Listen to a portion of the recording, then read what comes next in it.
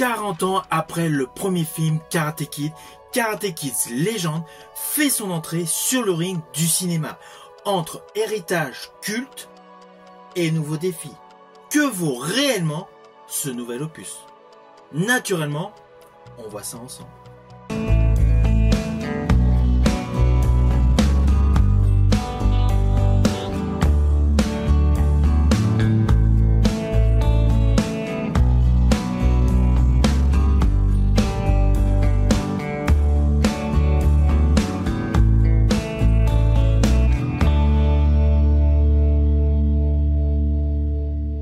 Hello, c'est HR, votre chroniqueur. Alors dernièrement, en direct live, je vous avais précisé que je vous présenterai aujourd'hui mon retour sur le film Karate Kid Legend. Naturellement, c'est ce que je vais faire.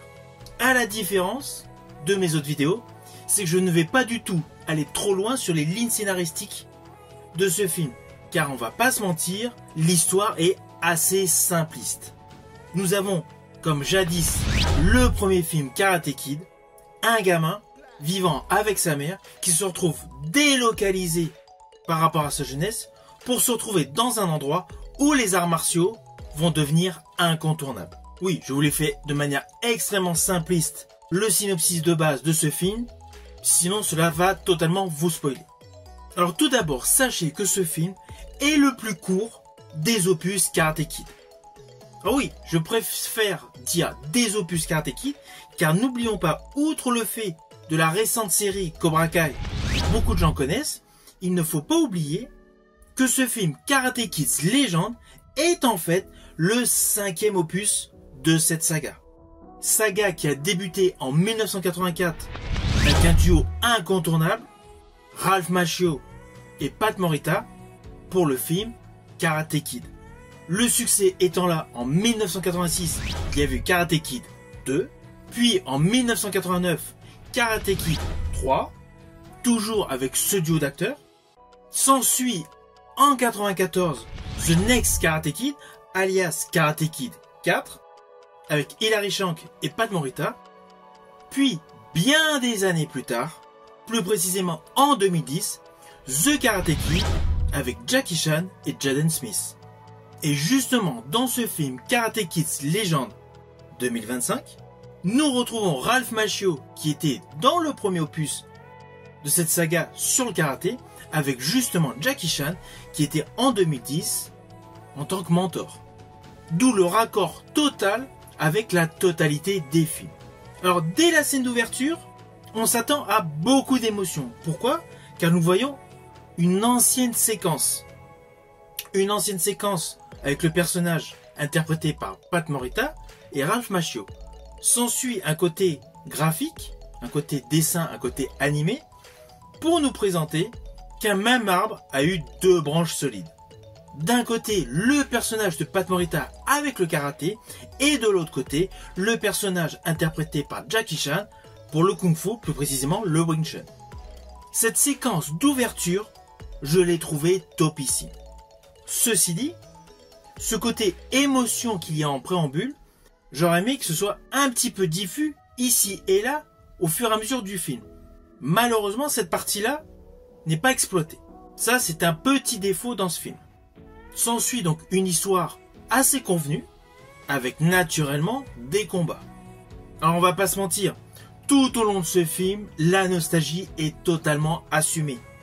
Le divertissement est assez léger et essaye à divers moments d'être plongé au cœur de la nostalgie des anciens films Karate Kid et également de la filmographie de Jackie Chan. Je pense à une scène clé dans le film où il y a un vendeur de pizza, enfin un restaurateur qui vend des pizzas, qui va se faire agresser. Alors ne vous inquiétez pas, je vais pas trop vous spoiler, mais c'est juste une scène de combat. Et là donc, nous avons le jeune héros de ce film, Karate Kid Legend, qui virevolte, qui a une certaine dextérité dans ses mouvements de karaté, à la manière jadis d'un Jackie Chan. Pourquoi? Tout simplement parce qu'il y a un côté un petit peu humoristique dans sa manière de glisser sur une voiture, de rebondir sur une échelle et de coulisser sur le sol. Cette séquence fait penser à certaines gesticulations de Jackie Chan dans Police Story, plus précisément dans le 3. Mais bon, Ça, c'est pour le côté nostalgique, sur la globalité. Et d'ailleurs, à partir de cette séquence, vous allez pleinement réaliser que Ben Wong, le héros de ce film, assure de véritables prouesses physiques. Selon moi, c'est vraiment l'atout principal de ce film. Le personnage de Ralph Macchio est bon, c'est indéniable, mais on ne le voit pas tout de suite. On va pas se mentir, suite au succès récent de Cobra Kai, je pensais que le personnage interprété par Ralph Macchio, on le verrait davantage. Malheureusement, il n'apparaît pas dès le début du film. On met pas mal de temps pour le découvrir. Mais bon, in fine, par rapport à l'histoire, cela colle, car il ne faut pas oublier que le film s'axe davantage sur une suite logique des films Karate Kid. Il ne faut pas oublier que la série Cobra Kai, en fait, par rapport à cet univers cinématographique, est un spin-off. Donc je pense que ce petit postulat va quelque peu déranger une partie des fans, qui vont s'attendre implicitement à retrouver l'esprit, l'âme de Cobra Kai. Je vous le dis tout de suite, Cobra Kai est vraiment mis de côté. Nous avons le personnage de Daniel LaRusso, qui est là, mais pas présent sur la totalité du film. Quant au personnage de Johnny Lawrence, il apparaît dans le film. Oui, il y a le petit clin d'œil. Mais c'est vraiment un léger clin d'œil. Et c'est un clin d'œil basé sur l'humour. Perso, cela m'a fait plaisir de le retrouver, c'est évident. Mais j'aurais aimé qu'on le voit davantage. Mais en fait, il apparaît comme une surprise dans le film. Alors sur la globalité, c'est évident que ce film est cousu de fil blanc. On se doute aisément que le héros du film, à la fin, va gagner le tournoi. Mais on va pas se mentir, il y a eu tellement de films avec des combats, on sait très bien, que ce soit pour un Rocky, que ce soit pour un Creed, ou que ce soit pour un kickboxer, que le héros du film va gagner. Donc là-dessus, il faut être indulgent. Toute cette partie qui est cousue de fil blanc, il faut être indulgent. Car sur l'ensemble, le film respecte les codes de la série. Quand je parle de série, la série de films. On est vraiment avec les mêmes critères, les mêmes principes de base. Un jeune qui est refoulé par une communauté qui est dominée par un méchant, un jeune de son âge mais un méchant, il va devoir se plonger dans un tournoi pour in fine s'affirmer sur le secteur. Et là, dans l'histoire, en même temps, aider financièrement une autre personne. Alors d'ailleurs, en ce qui concerne les personnages qui sont autour de l'acteur Ben Wong, j'estime qu'il aurait pu avoir quelques détails supplémentaires. Alors oui, concernant le rôle de sa mère, interprétée par Ming-Na, nous savons juste son métier. On a peu d'origine story sur elle. J'aurais aimé que son personnage soit un peu plus édulcoré. Son rôle reste assez restreint. Alors oui, cela m'a fait plaisir de retrouver cette actrice. Actrice que j'avais vue auparavant dans Agent of S.H.I.E.L.D. et naturellement dans le livre de Boba Fett, ainsi que dans Le Mandalorian.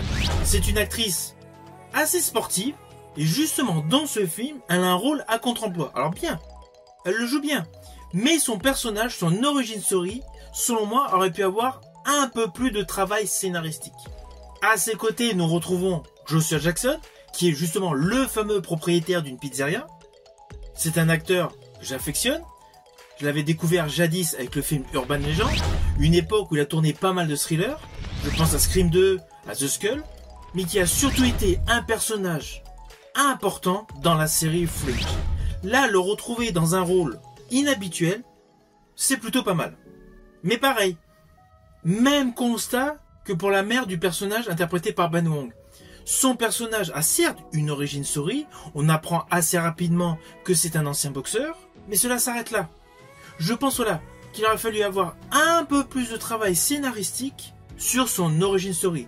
Limite, incorporer quelques flashbacks. Surtout qu'in fine, la durée du film étant autour d'1h30, on pouvait facile rajouter, pour édulcorer un peu plus les personnages autour, un quart d'heure de film.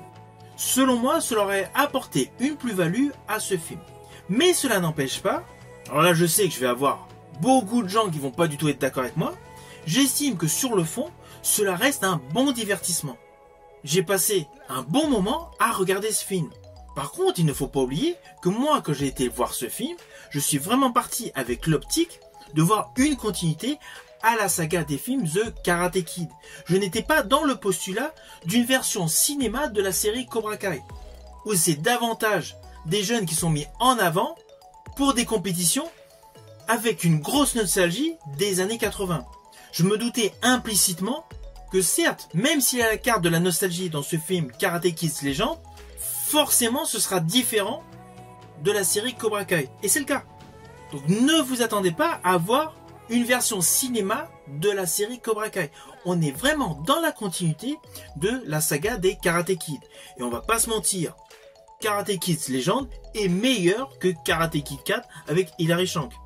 On est quand même beaucoup plus dans l'esprit du premier Karate Kid avec Ralph Macchio et Pat Morita.